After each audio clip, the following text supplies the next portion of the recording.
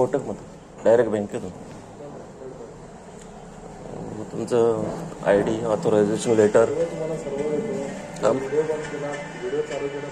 मी video काढणार आहे, तुम्ही दाखवा मला पहिलं तुमचं व्हिडिओ चालू केला. माझा काही प्रॉब्लेम नाही, मी काय बोलत नाही तुमच्याशी.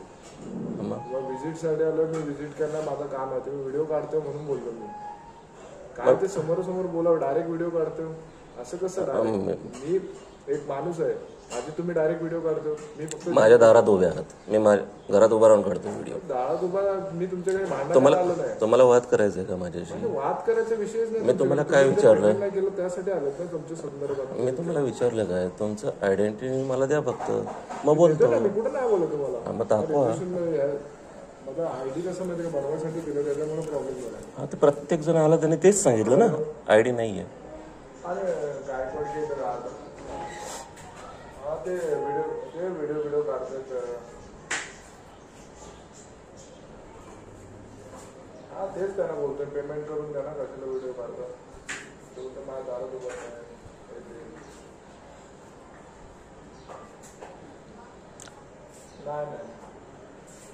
तुम्ही माझ्याशी बोला ना, माझ्याकडे बोलायला आलोय.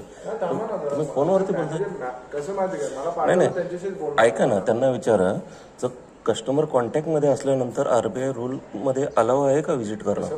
मला त्याने व्हिजिटला पाठवलं. तुम्ही हा, मग त्यांना विचारा ना.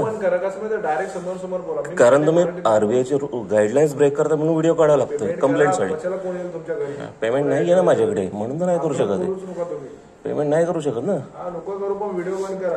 व्हिडिओ चालू राहणार, व्हिडिओ चालू राहणार. असं बोलताय तसं काही पैसेच घेतले नाही.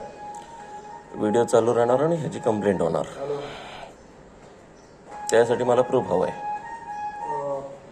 हॅलो, काय पैसे का काय?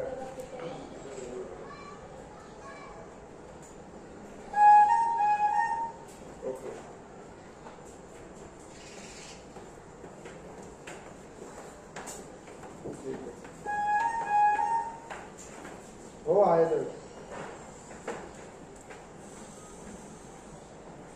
माझा आहे तरी